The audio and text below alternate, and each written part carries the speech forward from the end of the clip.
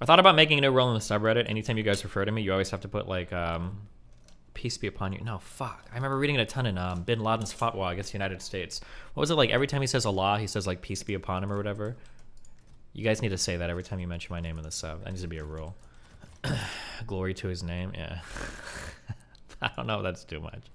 It's Muhammad that's followed by peace be upon him. Oh, Muhammad, not Allah. Sorry, fuck me. My bad. Well, see. Okay, so with regards to the Keffals stuff,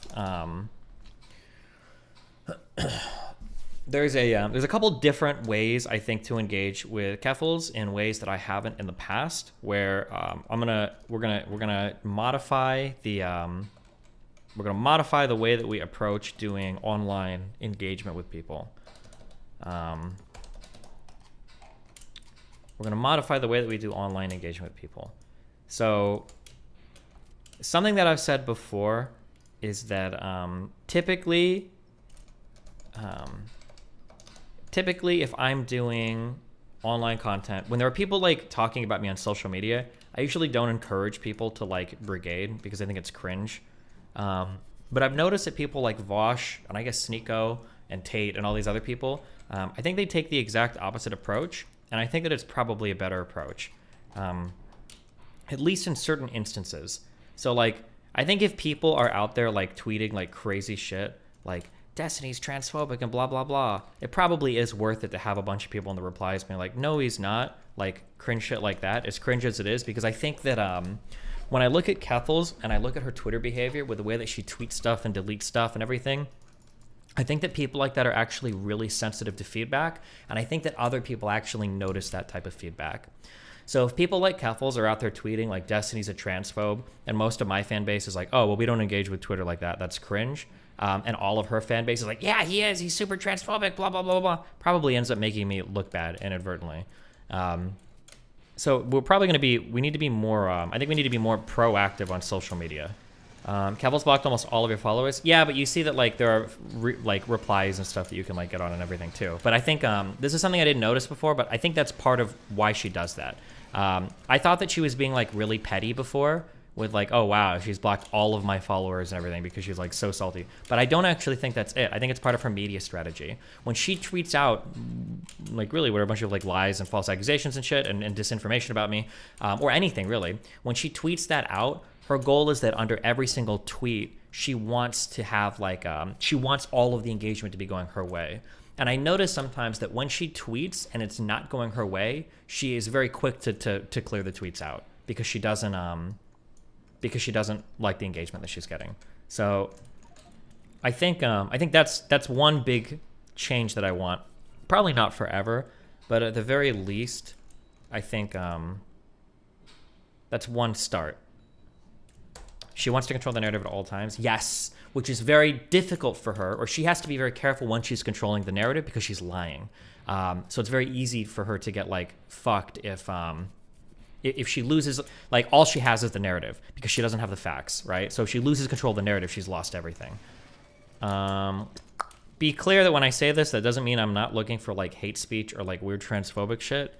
I still like, if you're following me and you type shit like that, I still permaban you, I permablock you, and I never unblock you. If you're like calling her this or calling her or any shit like that, I'll block or ban anybody that does that shit. That rule has never changed, never has, never will. Oh, second thing. So there's an expression that I've heard called gay ops. I don't know if there's another name for it, but basically the idea is you go into a community, you try to post stuff, and then you try to get that community banned because of what you're posting. Oh, I think maybe some people call this Fed posting too. I think I've heard Vaush say that in regards to like violent stuff. I know for a fact that Keffals in her community is trying to do that in my community. I am taking like an ultra omega zero tolerance, and you might never get unbanned, or you will in 12 months if you are typing or joking about sus shit. So if you're in like, so something that's going to come up without getting too much into things is Kiwi Farms is not the site actually that originally doxed Keffals or her family. That's actually total bullshit. I do know the site that did it, but if you ask for it or if you allude to it, you're getting perma-banned. If you post it, you are getting ultra banned, and I will dig through your IP address, and I will ban every other fucking account you have on my site, on my Discord, and in any other platform that I run. And I will let people know what all of your account names are and all of your OAuths across every platform. I'm not joking, okay? That includes longtime posters in my chat. So if I see somebody that is a longtime poster, whatever, and you joke about it because you think you're safe because your name is Fancy Sloth or whatever, anybody else in here, you're getting perma-banned. 100%. I'm not even remotely joking around about that shit. I do expect people from her community. I know for a fact that they will be trying to post weird shit on my subreddit, weird shit in my chat room, weird shit in my YouTube chat. If you are a moderator and you see it, insta-ban it. Be more safe than sorry. Don't give a fuck. If you catch somebody in the crossfire, we can always unban later. But yeah, that's definitely something that they will be doing. I've got an elite Daliban crew that I've put together to do. We're gonna do a Keffals document. I haven't 100% decided on the name yet. It's gonna be pretty juicy. It's gonna be pretty short. I'm hoping that this is like less than an hour, I think, for presentation, depending on how expansive it gets. But if it does get expansive, it's all going to be like pretty relative. Like, it's not going to be like, here's like random shit about how I feel about gay people or something. It's going to be all like pretty on point. I am probably going to do a crackhead work scheme on this, meaning I hope to have it done in like 2 days, 3 days tops.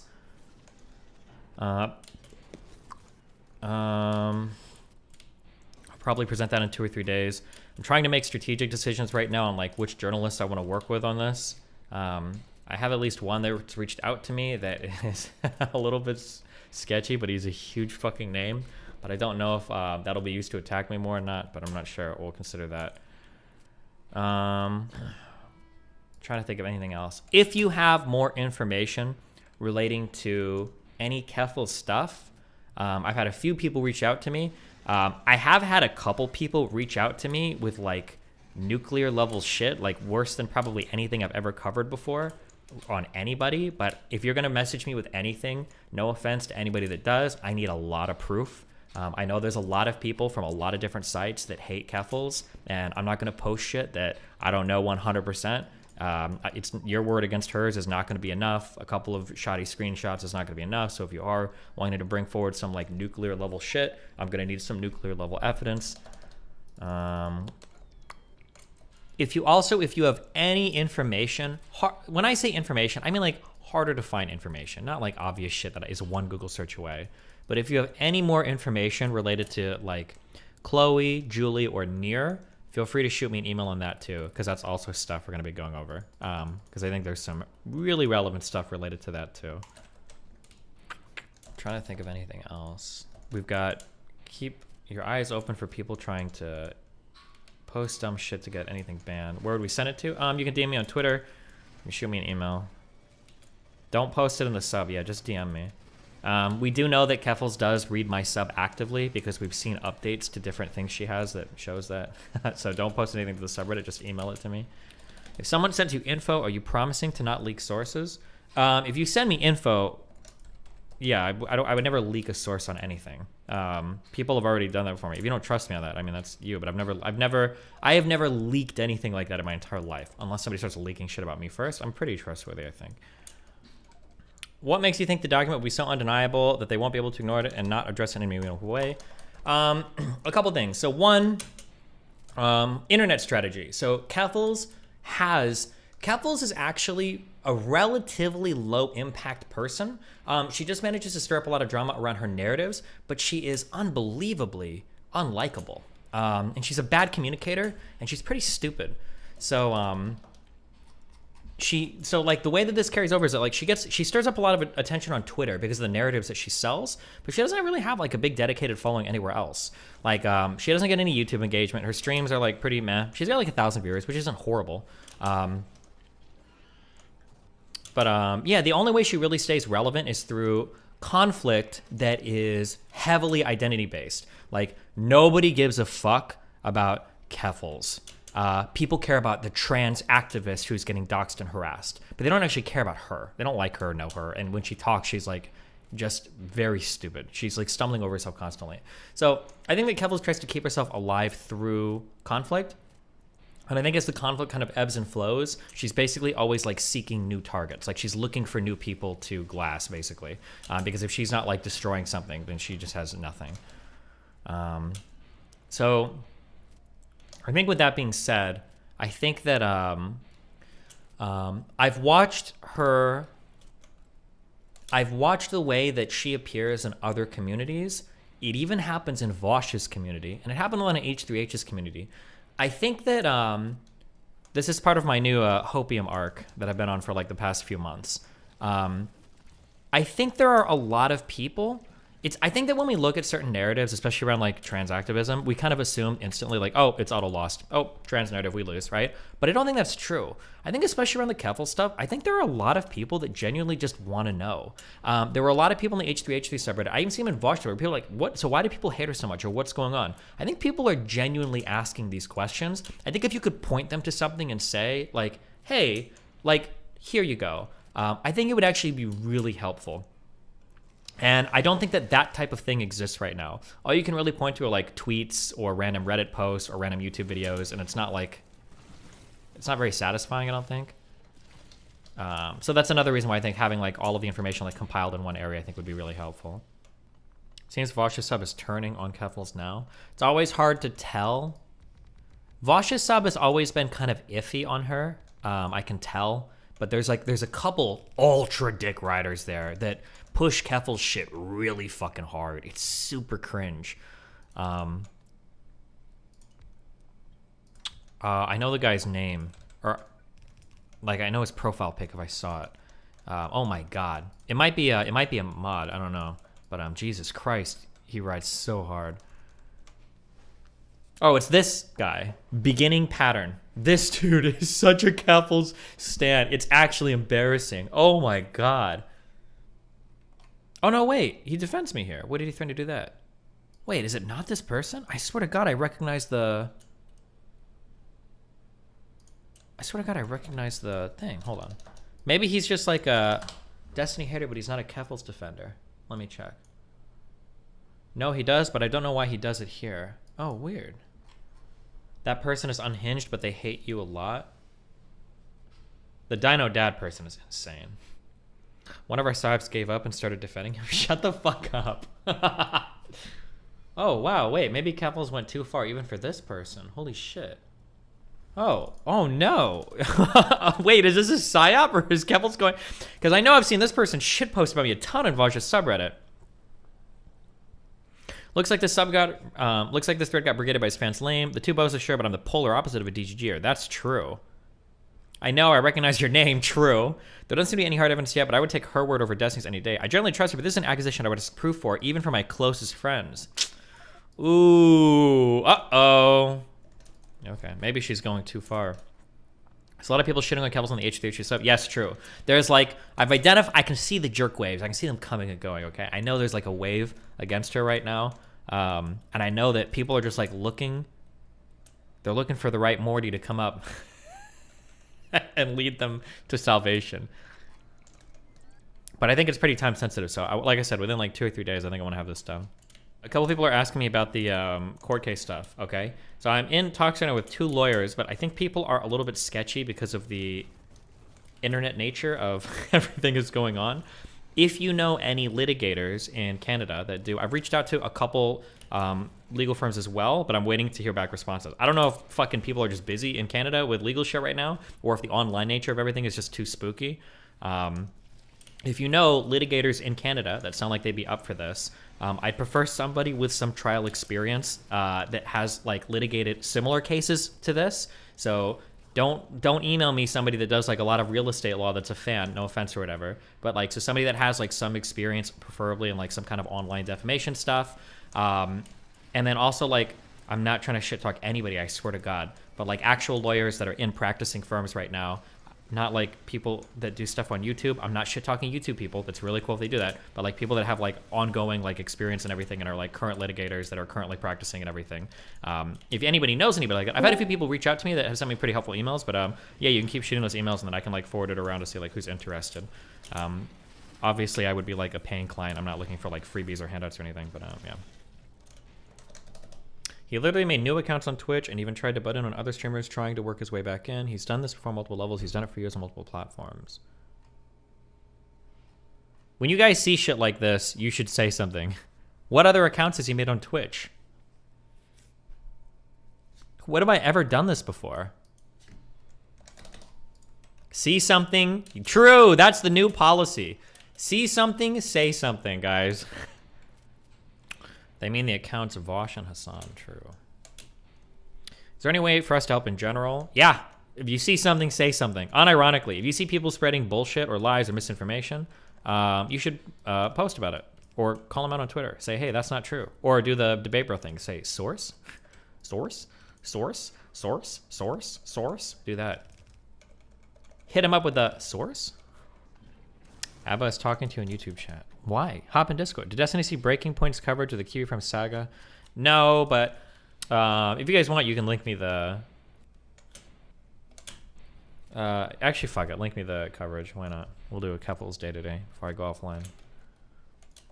All right, Saagar, what are you looking at? Well, anytime that I see a person, a website, or something else just disappear from the internet overnight with the cheering on of the mainstream media and the near total unanimity from the commentariat, I got a lot of questions. The difficulty in parsing the stories that I'm about to get into is the level of sensitivity which we teach, scrutinizing basic facts, and the notion that simply questioning people or standing up for a principle is in some way a total endorsement of the cause. So with all that out of the way, let's talk about Kiwi Farms. Personally, I did not even know this website existed until this controversy. Oh, he misspoke. It is essentially... Can we take anything he says seriously? So with all that out of the way, let's talk about Kiwi Farms. Personally, I did not even know this website existed until this controversy burst forward. It is essentially a 4chan or 8chan style message board where people post a lot of crazy stuff. Like the cultures on those boards, a lot of it is mean-spirited. Okay, hold on. It is not a 4chan style message board. Why would they say that? But, okay. And awful indeed. One example, they hosted a video of the Christchurch massacre. Or would you say that? Is it, if you have like a thread and there are posts on it, is that considered a 4chan style like message board? Is that, or does 4chan just mean bad? Certainly, they've been linked to harassment campaigns, which in the past have pushed people to suicide. It's important, I'm gonna lay out exactly how noxious that website is, because as usual, the edge cases are where precedents are made for speech on the internet. Things burst to the fore over the last month after a Twitch streamer known as Keffals, or Clara Sorrenti, began a campaign to get major internet service providers to drop Kiwi Farms. Sorrenti, a trans activist who unquestionably has been targeted and harassed by people from Kiwi Farms and across the internet, was pushed to make this public campaign after she, quote, got swatted. Now, for those who don't know, swatting, it's a really horrific tactic online trolls will use that effectively involves calling in the police to an internet personality's house, claiming that they are in an imminent danger or imminent danger to someone else. This happened both to Sorrenti, it's happened to broadcasters like Tim Pool, many other internet personalities over the years. It's an especially I will reiterate this for the 50 millionth time. Keffals was not swatted. That is not true. That is totally fucking made up. She was never swatted. Well, I don't know if she got swatted in Ireland or not. I can't speak to that. I don't know how much is made up past that point, but in Canada, she was not. An awful thing that has evolved. Sorrenti's campaign was rooted in the fact that Kiwi Farms appeared to be the epicenter of harassment against her. Now, Sorrenti's main target was a company called Cloudflare. If you're not familiar, effectively acts as... Explain? Swatting. Why did they come knocking the door? Swatting somebody is when you call the police and you make it sound like somebody has a weapon and is either murdered somebody or is about to murder somebody and is suicidal at the same time.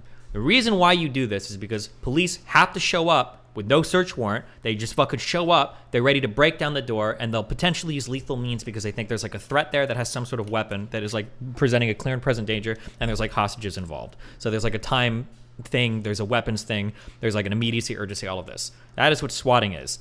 Cops showed up at her house with a fucking search warrant that people had gotten basically the cops to get because they were like sending emails out in her name. It was bad. Like the cops showed up with a search warrant for stuff that like wasn't related to stuff she'd actually done. It was fake, but that is not swatting. I don't know, but I would call what they did to Keffals swatting. It's not. I'm not going to let you do stolen valor on that either. People doing fake shit for the police to show up and stuff is really bad and it's not cool, but that's not swatting, okay? You don't get to call that swatting, all right? That's just not true. Didn't they fake a call saying she was going to shoot a bunch of cis people? No, they sent emails out in her name. The cops knocked on the door and they showed up with a fucking search warrant, okay? This was not swatting, okay? Swatting typically involves, in Canada they call it dynamic entry. In the US we can call it no-knock warrants, but it's usually going to involve the SWAT team showing up with like police breaking on the door and shit because they think you're like ready to kill somebody. What would you call it? I don't know what you would call it. I don't know if there's a name for that kind of stuff, right? I haven't been swatted 3 times, okay? I have had the FBI show up at my house 3 times, though, because people have sent out fake emails or because people have sent out fake tips, but I wouldn't say I've been swatted by the FBI 3 times. It doesn't make sense. That's not what swatting is. Wouldn't it be fair to call it an attempted swatting if it was shown the caller had that intention specifically? Stop saying caller! There was no caller! There were no calls! They were emails! There is no caller! There was no caller! Don't say caller. There wasn't a caller. Do people think there was a caller? Wait, was there another event that had a caller? Then who was phone? True.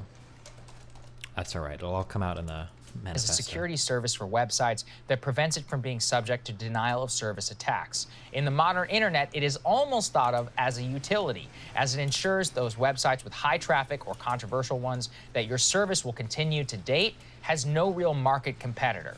Cloudflare, before the last several years, cast itself as a free speech absolutist company. In 2011, the company ridiculed the idea it would take down an objectionable website, specifically noting, quote, Cloudflare is firm in our belief that our role is not of an internet censor. There are tens of thousands of websites currently using Cloudflare's network. Some of them contain information I find troubling. Such is the nature of a free and open network. And as an organization that aims to make the whole internet faster and safer, such inherently will be our ongoing struggle. In effect, Cloudflare's declaration was inherent to an open internet is society's problems. Cloudflare? That by trying to litigate speech outside the bounds of what is already against the law, in this case specific doxing or someone's personal identity publicly, and other things, they would err on the side of not deciding who and what is on the internet. Over the years, Cloudflare and its CEO provided service to he just doesn't give a Al-Qaeda, fuck. white Based. supremacists, but everything changed after the Great Awakening of 2017. After years of ridiculing the idea that the $20 billion company could decide what to censor and what not, the bounds of the law, the Cloudflare changed its position.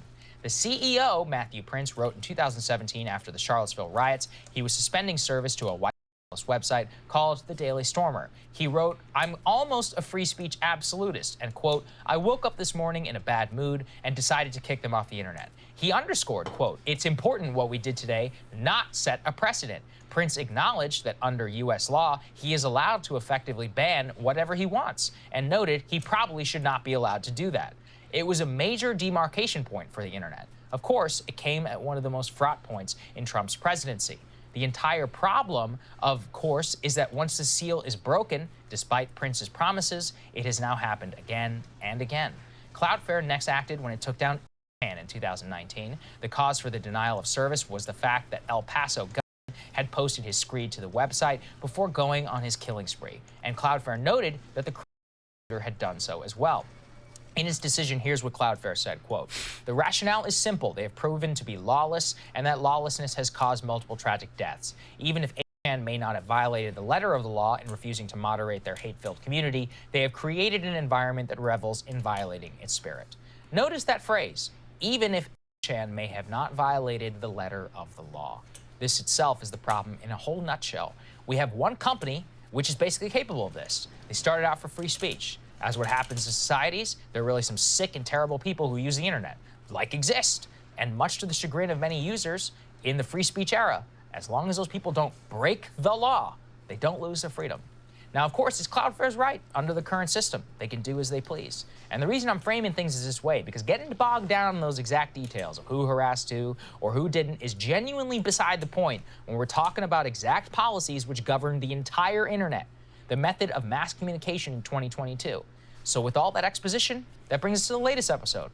Cloudflare continued after the denial of service to 8chan to say that it stood for free speech and did not want to act in a similar manner. After the Sorrenti continued her campaign with the help of mainstream media supporters who rallied to her cause, Cloudflare initially responded they were sticking to their guns. The CEO noted that the company regretted taking down 8chan and Daily Stormer, saying they were, quote, troubled by it, especially because it encouraged foreign governments to campaign for their websites and to drop service to drop human rights organizations in their countries. The CEO and other executives argued Cloudflare should be treated as a utility company on the internet, saying, quote, just as the telephone company doesn't terminate your line if you say awful, racist, bigoted things, we have concluded in consultation with politicians, policymakers, experts that turning off security services because what we think you publish is despicable is the wrong policy. I agree with that, while acknowledging that what was done to Sorrenti and the threats against her are horrific. Here's the problem. The moment Cloudflare realized major enterprise clients might drop them because the mainstream media started asking why they supported harassment, they reversed course literally overnight. 72 hours later, the company reversed its policy, saying that they were immediately going to drop the website Kiwi Farms, saying, quote, the rhetoric on Kiwi Farms site and specific targeted threats have escalated over the last 48 hours to the point that we believe there is an unprecedented emergency and immediate threat to human life, unlike that we have previously seen from Kiwi Farms or any other customer before. That moment. Keep in mind that that elevated threat, there is zero evidence, and I think there's contrary evidence after Jesse's show. I haven't listened to it yet. I've only talked to him about it. But that the one threat or whatever that did happen didn't even come from Kiwi Farms. Like that docks outside of Keffals Ireland apartment or whatever. But I have to listen to Jesse's thing. I don't know exactly what he released for that.